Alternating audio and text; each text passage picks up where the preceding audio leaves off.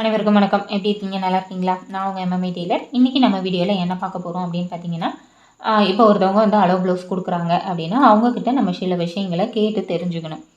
டக்குன்னு ஏதாவது ஒரு அளவு ப்ளவுஸ் கொடுக்குறாங்க அப்படின்னா, அந்த அளவு ப்ளவுஸே வச்சு நம்ம வந்து ஸ்டிச் பண்ணிடக்கூடாது.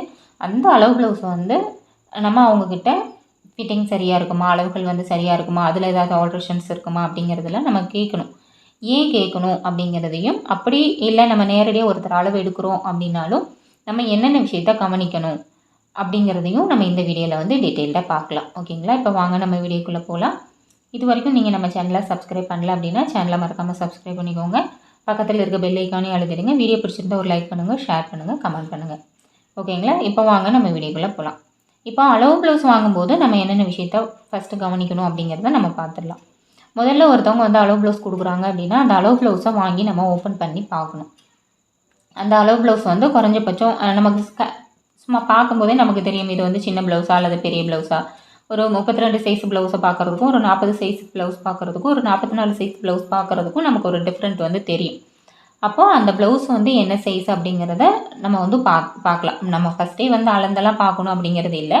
நம்ம ஃபஸ்ட்டு ஒரு ப்ளவுஸ் வருதுன்னா அதை ஓப்பன் பண்ணி பார்க்கும்போதே நமக்கு வந்து ஓரளவுக்கு நம்மளால் அதை கண்டுபிடிக்க முடியும். இது வந்து என்ன சைஸ் ப்ளவுஸாக இருக்கும் அப்படின்னு சொல்லிட்டு. அடுத்தது அவங்க வந்து கிளாத் கொடுப்பாங்க இல்லையா, ஸ்டிச் பண்ணுறதுக்கு அப்படின்னு ஒரு ப்ளவுஸ் வந்து கொடுப்பாங்க. ஒன்று அது நார்மல் ப்ளவுஸாக இருக்கலாம், அல்லது லைனிங் ப்ளவுஸாக இருக்கலாம், இல்லை சேரீ கொடுத்து அதில் வந்து கட் பண்ணி சேரீ ப்ளவுஸ் வந்து தைக்க சொல்லலாம். அப்போது அந்த ப்ளவுஸையும் நம்ம பார்க்கணும்.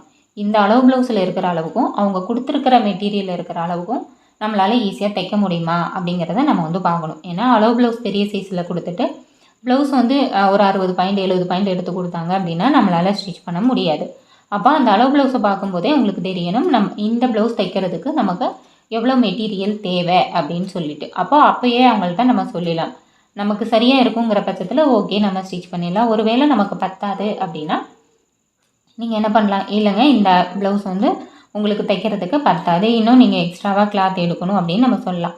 இல்லை சாரீ ப்ளவுஸ்லேருந்து கட் பண்ணுற மாதிரி இருந்தாலும் அந்த சாரீ வந்து ஓப்பன் பண்ணி பார்த்துட்டு அந்த சாரியில் இருக்கிற ப்ளவுஸ் வந்து அவங்களுக்கு பத்துமா, அல்லது ஜாயிண்ட் போட்டு தைக்க வேண்டியது இருக்குமா, இல்லை எக்ஸ்ட்ரா கிளாத் எடுக்க வேண்டியது இருக்குமா அப்படிங்கிறதெல்லாம் பார்த்து அவங்கக்கிட்ட நம்ம ஃபஸ்ட்டே இன்ஃபார்ம் பண்ணுறது அப்படிங்கிறது நல்லது. இது வந்து நம்ம துணி வாங்கும்போது நம்ம கவனிக்க வேண்டியது.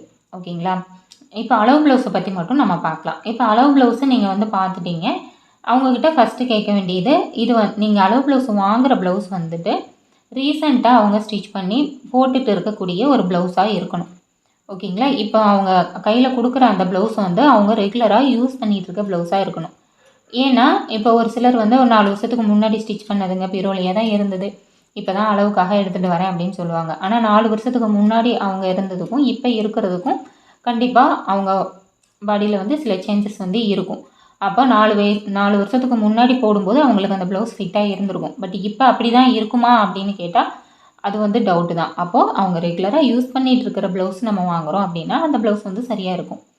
இல்லை அப்படின்னா நம்ம அதை வந்து அப்போ கேட்காம விட்டுட்டோம் அப்படின்னா நம்ம தைக்கிறதும் வந்து என்ன செய்யும், அந்த அளவு ப்ளவுஸில் ஏதாவது ப்ராப்ளம் இருந்தால் அதே மாதிரி தான் நம்ம தைக்கிற ப்ளவுஸ்லேயும் வரும். அதனால நீங்கள் வந்து அளவு ப்ளவுஸ் வாங்கும்போது இந்த ப்ளவுஸை வந்து நீங்கள் இப்போ யூஸ் பண்ணிகிட்ருக்கீங்களா, இந்த அளவு ப்ளவுஸ் வந்து உங்களுக்கு சரியாக இருக்குமா, ஃபிட்டிங் சரியாக இருக்குமா, ஏதாவது கரெக்ஷன்ஸ் இருக்கா அப்படின்னு சொல்லி கேளுங்க. இல்லை நீங்கள் வீடாக இருந்தால் நீங்கள் வந்து அந்த அளவு ப்ளவுஸை ஒரு டைம் போட்டு காமிக்க சொல்லலாம். இல்லை நீங்கள் வந்து ஒரு கடை வச்சுருக்கீங்க அப்படின்னா கடையில் ஏதாவது ட்ரையல் ரூம் மாதிரி நீங்கள் ரெடி பண்ணி வச்சுருக்கீங்க அப்படின்னா நீங்கள் அந்த ட்ரையல் ரூமில் அவங்களுக்கு அந்த அளவு ப்ளவுஸை நீங்கள் போட்டு காமிக்க சொல்லலாம். ஓகேங்களா? இல்லைங்க இப்போ கஸ்டமரே வரல, அவங்க வந்து வேறு யார்கிட்டயோ கொடுத்து தான் விட்ருக்காங்க, இல்லை கொரியரில் அனுப்பியிருக்காங்க அப்படின்னா நீங்கள் வந்து ஒரு கால் பண்ணி கேட்டுக்கலாம். இந்த மாதிரி நீங்கள் ஒரு அளவு ப்ளவுஸ் கொடுத்துருக்கிறீங்க, அந்த ப்ளவுஸ் வந்து லாஸ்ட்டாக எப்போ தைச்சது, நீங்கள் அந்த ப்ளவுஸை கடைசியாக எப்போ வந்து போட்டிங்க, அந்த ப்ளவுஸ் வந்து உங்களுக்கு சரியாக இருக்குமா, அதிலேருந்து ஏதாவது கரெக்ஷன்ஸ் இருக்கா அப்படிங்கிற விஷயத்த நீங்கள் ஃபோன் பண்ணி கன்ஃபார்ம் வந்து பண்ணிக்கலாம். ஓகேங்களா? இப்போ அளவு ப்ளவுஸை பொறுத்த வரைக்கும் இப்போது இதுக்கு முந்தின வீடியோவில் நான் வந்து சொல்லியிருந்தேன் அளவு ப்ளவுஸ் வந்து எப்படியெல்லாம் இருக்கணும், அதை எப்படி கரெக்ட் பண்ணணும் அப்படின்னு சொல்லிட்டு நம்ம ஒரு வீடியோ வந்து நம்ம பார்த்துருந்தோம் இல்லையா. அந்த ப்ளவுஸில் ஓரளவுக்கு உங்களுக்கு ஒரு தெளிவு அப்படிங்கிறது கிடச்சிருக்கும். இப்போ நம்மக்கிட்ட ஒருத்தவங்க கொடுக்க வராங்கன்னா அவங்க போட்டிருக்கிற ப்ளவுஸ் வந்து எப்படி இருக்குது அப்படிங்கிறத நம்ம பார்த்தாலே அவங்க வந்து எந்த மாதிரி ரொம்ப ஃபிட்டாக போடுவாங்களா, அல்லது கொஞ்சம் லூஸாக தான் போடுவாங்களா, இந்த மாதிரி ஒரு ஐடியா வந்து கிடச்சிரும். அந்த கஸ்டமருக்கு நம்ம எப்படி தைக்கணும் அப்படிங்கிறது நமக்கு வந்து ஒரு ஐடியா கிடைக்கும். 2வது அளவு ப்ளவுஸ் வாங்கும்போது இந்த கொஸ்டின்ஸ் எல்லாமே நீங்கள் கேட்டுக்கோங்க.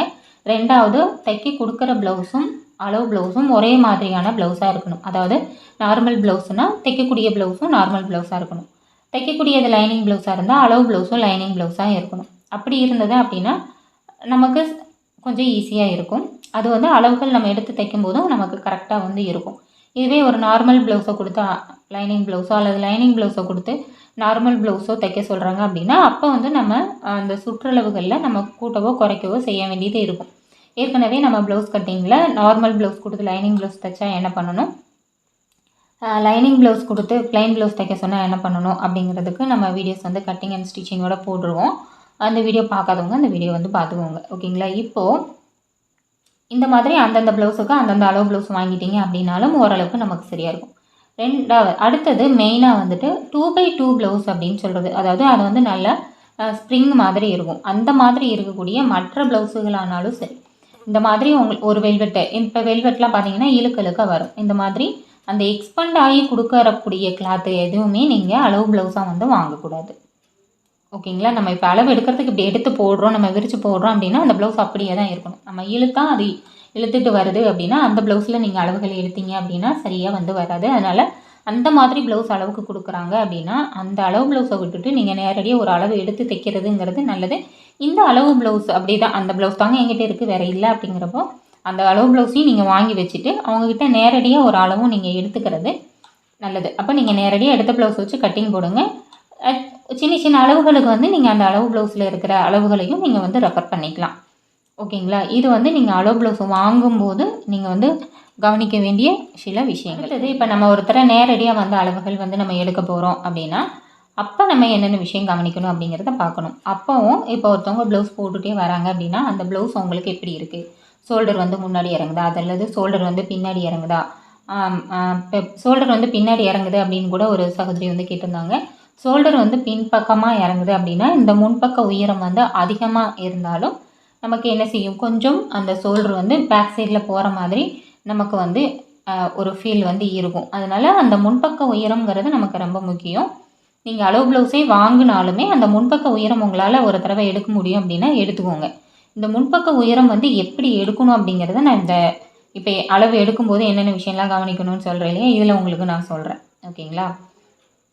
இப்போ அவங்க ஒரு ப்ளவுஸ் போட்டிருக்காங்கன்னா அந்த ப்ளவுஸோட ஃபிட்டிங் எப்படி இருக்குது, அவங்களுக்கு அந்த ப்ளவுஸ் எப்படி இருக்குது, அவங்களுக்கு வந்து அது இல்லை எனக்கு கம்ஃபர்டபுளாக இருக்குதுன்னு அவங்க ஃபீல் பண்ணலாம். ஆனால் நம்ம பார்க்கும்போது சில விஷயங்கள் நமக்கு தோணும் இல்லையா, இவங்களுக்கு இந்த அளவு இப்படி இருந்திருந்தால் நல்லா இருந்துருக்கும், ஷோல்டர் வந்து கொஞ்சம் முன்னாடி வந்திருந்தால் நல்லாயிருக்கும், இல்லை ஷோல்டர் வந்து இன்னும் கொஞ்சம் கழுத்தை அகலமாக படுத்தியிருந்தால் நல்லாயிருக்கும், கழுத்து கொஞ்சம் இறக்கி வச்சா நல்லாயிருக்கும். இந்த மாதிரி நம்ம பார்க்கும்போது சில விஷயங்கள் நமக்கு தோணும்.